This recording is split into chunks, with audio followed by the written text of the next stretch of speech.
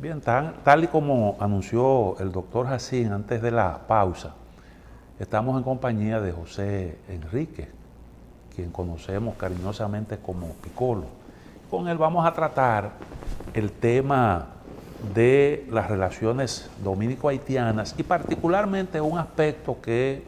genera mucha preocupación. Hemos escuchado al licenciado Pelegrín Castillo tocar el tema, y es la existencia de un plan elaborado por el Instituto Nacional de las Migraciones para dar respuesta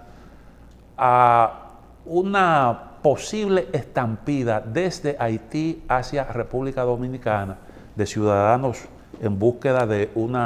mejorar, de aliviar su situación frente a la complejidad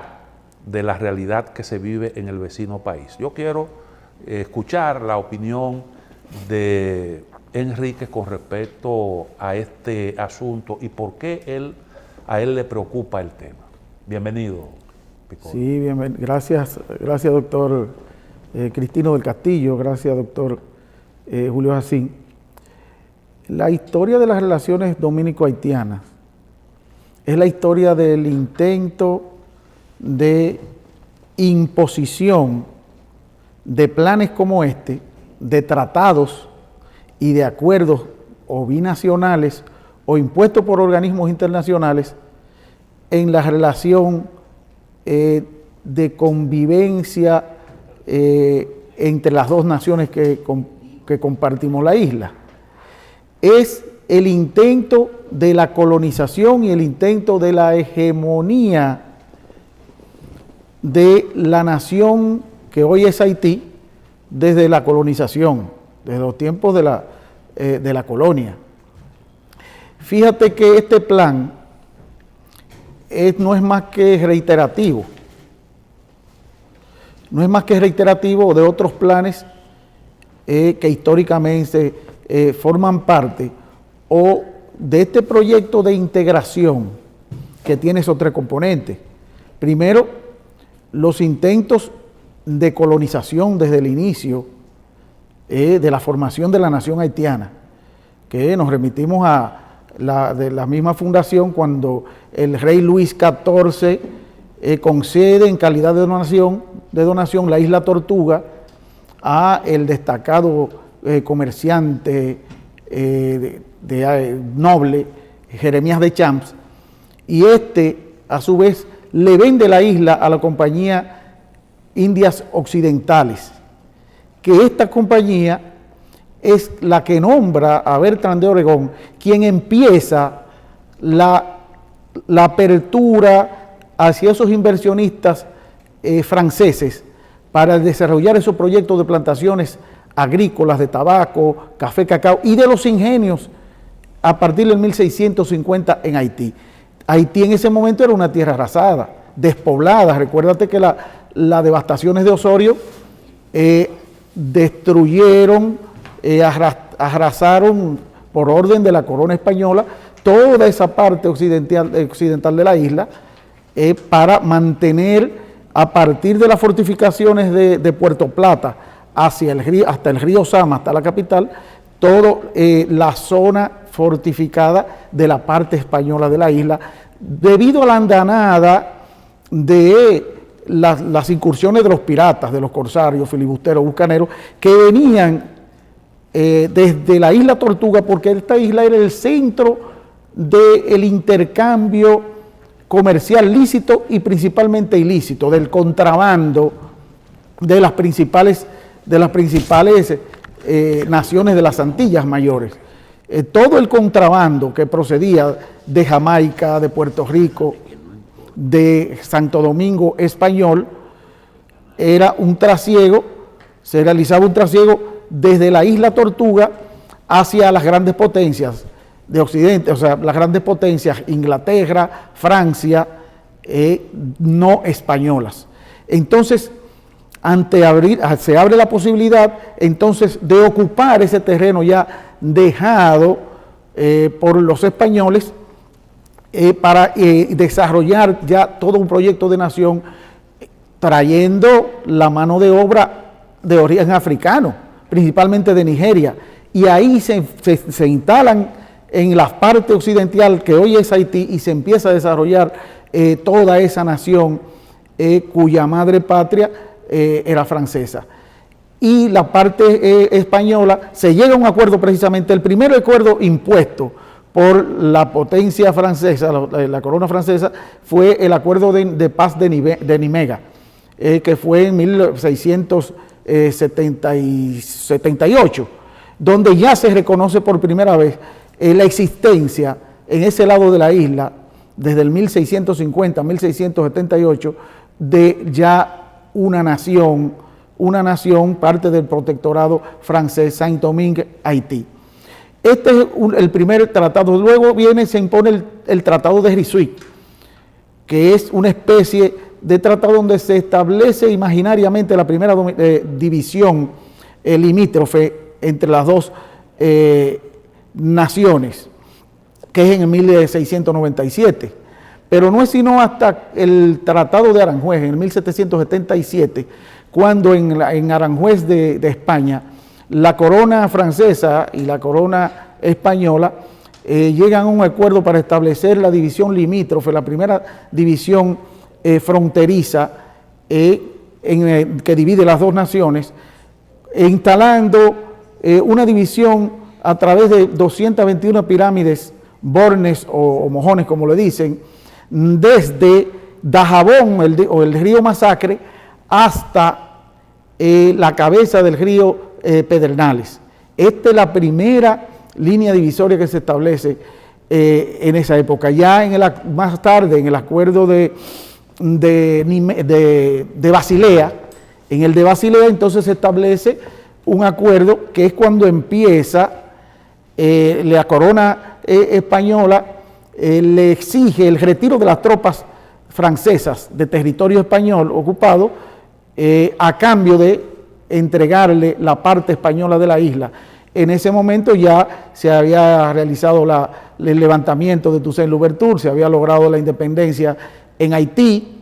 en 1801 y se proclama en 1801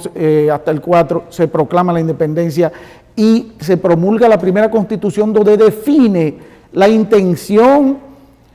colonizadora, integracionista desde esa época de la República de Haití, donde se establece en la Constitución que la República es una indivisible, cuyo límite solamente es el mar, incluyendo la isla Beata y la isla Saona. Ahí la incursión del Toussaint Louverture en 1801 a la parte española. Pero ¿qué pasa? Que la corona española, Bonaparte envía a Leclerc, someten a Louverture, lo llevan prisionero a Francia y muere en el castillo francés de Hux en Francia. Sin embargo, continúa Dessalines, que fue un esclavo de los esclavos libertos que se levantaron en contra de los franceses blancos, de los propietarios de plantaciones, de los amos que mantenían el esclavismo en Haití, que era en esa época la perla del Caribe, porque su bonanza económica era sumamente superior a la parte española, que eso fue lo que llevó a que muchos comerciantes y españoles y dominicanos viesen la necesidad de una integración y pidieron, mediante carta ya años después, el protectorado de estos revolucionarios que declararon la independencia y la emancipación de los esclavos. Has explicado bastante bien el origen de Haití, que radica en una debilidad de España para tener un control efectivo de toda la isla. Decide despoblar la parte occidental, se va estableciendo ahí poco a poco una población que no obedece a la autoridad de España y paulatinamente entonces se va estableciendo ahí una realidad independiente de la autoridad del gobierno español. Ahí es donde tiene su origen Haití. Has explicado muy bien todo eso. Llegamos entonces a la existencia de dos estados independientes en la isla, cuando la colonia francesa logra su independencia. Hablaste de de Toussaint Louverture y de Dessalines, los que encabezaron todo ese proceso. Hubo un momento en el que Haití tenía sobre República Dominicana una superioridad militar, una superioridad numérica. Digo,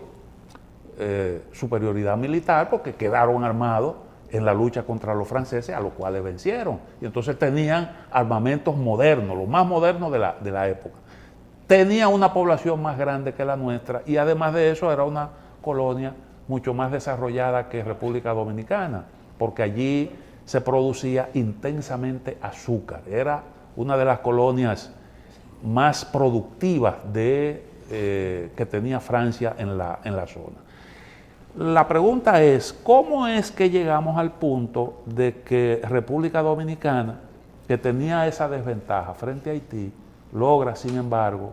un mayor nivel de desarrollo con el paso del tiempo? Fíjate, hasta ese momento, como yo te digo, la bonanza llevó a que calificaran o denominaran a Haití como la perla de las Antillas, por el desarrollo de los ingenios. Pero esta revolución que llevó a la independencia en Haití, ellos destruyeron hasta parte de los medios de producción, decapitaron de 3.000 a 5.000 propietarios, inversionistas, comerciantes franceses, de los amos franceses, y de ahí surge lo que le llamaron la deuda de la independencia, que los franceses le exigieron el pago de una indemnización de 150 millones de francos al gobierno haitiano, que fue reconocido, fue firmado y aceptado por Jean-Pierre Boyer en 1825, cuando ya tenían la ocupación de la parte española de la isla, estaban en lo que hoy es República Dominicana, y se comprometieron a pagarles a los franceses porque se declaró un bloqueo naval, un bloqueo económico, comercial de todos los países europeos, todas las potencias europeas, y tuvo que ceder el gobierno haitiano, y Boyer aceptó eso, y el primer pago se estableció que debía ser de 30 millones de francos, que incluso el gobierno francés le exigió que debía tomarlo, si lo iba a tomar en calidad de préstamo, tomarlo de un banco francés, y así lo hizo Boyer. Pero por eso también los tantos impuestos que impuso en la dominación haitiana de 1822 hasta el 1844 en la República Dominicana. Después de todo esto es parte de la historia de los intentos de la colonización, pero hay una historia y de los intentos de imposición de tratados que tienen que ver o guardan relación con este tipo de plan que quieren imponer ahora en la República Dominicana, o desde componentes con el gobierno haitiano o por potencias u organismos internacionales. Fíjate que la República Dominicana, desde la independencia, toma su apogeo económico principalmente a partir del 1860-65 en cuanto al desarrollo de los ingenios. Recuerda que el ingenio moderno, la mecanización de los ingenios, según lo establece el mismo profesor Juan Bosch en la Composición Social Dominicana, de unos inversionistas propietarios de ingenios cubanos que se establecieron en esa década de República Dominicana, pero dadas las facilidades que los gobiernos de ahí y posteriores, tanto Buenaventura Báez, también en el área minera, las concesiones mineras, la apertura de capitales y los empréstitos que ayudaron al desarrollo, también el modelo desarrollista de Lilis. Eso por una parte, para hablar de la superioridad que fue logrando la República Dominicana, claro, lógicamente porque el pueblo haitiano por naturaleza es depredador. El pueblo haitiano por naturaleza, por idiosincrasia, fue o ha ido depredando hasta nuestros días la naturaleza, las condiciones óptimas de conservación de medio ambiente y para la agricultura sostenible. Eso ellos lo han destruido. Entonces, la República Dominicana ha mantenido la foresta, los niveles forestales más altos que la República de Haití. Pero no es sino hasta el 1874 cuando, recuérdate que en esa ocupación de Toussaint Louverture, ellos se quedaron con 5.000 kilómetros de República Dominicana ocupados. La Hincha, que es donde dicen que nació Pedro Santana, Hincha, la Atalaya, la Angostura y las Caobas. Esto nunca quisieron cederlo. Después de la independencia, la Junta Central Gubernativa, los gobiernos posteriores dominicanos, le exigían a Haití que nos devolvieran nuestro territorio. Y no es sino hasta el 1874, con el gobierno de Ignacio María González, donde se inicia una negociación bilateral con los haitianos, reclamándole los territorios, pero los haitianos ponían como condición también que tenían que indemnizar a los propietarios de las propiedades confiscadas en la independencia dominicana. En 1844, el 27 de febrero, esas propiedades, cuando fueron desalojados los haitianos de la parte de República Dominicana. No se llegó a un acuerdo y acudieron a un laudo arbitral con el Papa León XIII, quien se negó a participar y simplemente sirvió de intermediario, pero no se llegó a ningún acuerdo. Eso quedó en una especie de limbo y fue en el gobierno de Lilis, el dictador Lilis, que a pesar de su origen haitiano, que era indiscutible porque él mismo lo decía, nació y vivió los primeros años hasta jovenzuelo y estudió en Haití. Sin embargo, no se puede negar su vocación y su identidad dominicanista y de Lilis, porque en las negociaciones con Simón Sang, que era el presidente de turno en Haití en ese momento, que exigía la indemnización, el pago a esos propietarios haitianos que fueron confiscados en la Guerra de Independencia del 1844 de la República Dominicana. Lilis entonces le exigía la devolución de los territorios dominicanos. O sea, llegaron a un acuerdo de que el gobierno haitiano se comprometía a pagarle un millón de pesos fuertes, de pesos mexicanos, pesos dólar, el peso fuerte era dólar o peso mexicano en oro, y Lilis recibió un adelanto de 400,000 pesos fuertes, que según el gran historiador Samuel Wells, en su libro La Viña de Nabot, narra que Lilis, claro que era un astuto dictador y con actuaciones dolosas, le hizo un recibo de mano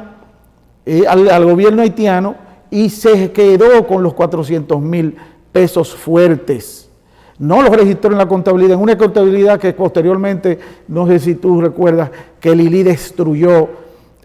todos los libros contables del gobierno, del Estado, para no dejar ningún rastro, ninguna huella a gobiernos posteriores. Entonces, los haitianos, Lilis se comprometía a pagar los 300,000 pesos fuertes a los dueños de las propiedades confiscadas. Eso quedó ahí porque asesinaron a Lilis en 1899, pero Lilis llegó a tomar los 400,000 pesos fuertes y ese tratado quedó así firmado, pero quedó también en un limbo, que es luego, cuando el gobierno de Horacio Vázquez, en 1829, quien ratifica con el gobierno, con el presidente Luis Bornó, el presidente haitiano de turno, este nuevo tratado que establecía la renuncia de los dos países a los intereses pecuniarios, la renuncia al reclamo de los territorios dominicanos ocupados por los haitianos, pero también los haitianos renunciaban renunciaban a la indemnización de estas propiedades, de los dueños de propiedades confiscadas en 1844. Este tratado fue ratificado por Trujillo en el 1936, pero cuando se mantenía una relación muy armoniosa con el presidente haitiano Estenio Vincent, que incluso llegaron a firmar un acuerdo para la construcción de la carretera, esa gran carretera internacional que sería en toda la división fronteriza. Sin embargo, parece que hubo ciertamente hubo una desavenencia entre los dos y terminaron enemigos. Luego, en el 37, Trujillo ordenó la masacre del Perejil. Eso nos llevó a la Corte Internacional. Como parte de toda esta historia de intentos fallidos de los gobiernos haitianos, y basado en un principio dominicanista muy radical, a ultranza, que muchos han tildado de xenofobia o de racismo de Trujillo, que quería mejorar las razas, quería incluso abrió las puertas a estos migrantes palestinos, sirios, libaneses, de otros países que no fuesen negros. Entonces fuimos sometidos a la Corte Internacional y con la presión del presidente Franklin Delano Roosevelt de los Estados Unidos, demandados por $750,000 por el gobierno haitiano como indemnización para el pago a los familiares de las víctimas asesinadas por Trujillo, que ascendían supuestamente de 12,000 a 15,000 asesinados en la masacre del Perejil. Llegó a un acuerdo con el presidente Estenio de unos 575,000 ante la Corte, fue refrendado. Sin embargo, Trujillo le abonó 250,000 como pago inicial al presidente Vincent y luego fue denunciado a nivel internacional porque no remuneró, no le pagó a los familiares de las víctimas esa indemnización de las víctimas asesinadas por orden de Trujillo en la masacre del Perejil. Vamos a hacer una pequeña pausa para entonces echarle un vistazo a cómo todos estos antecedentes históricos inciden actualmente en las relaciones entre los dos países. Volvemos en un momentito.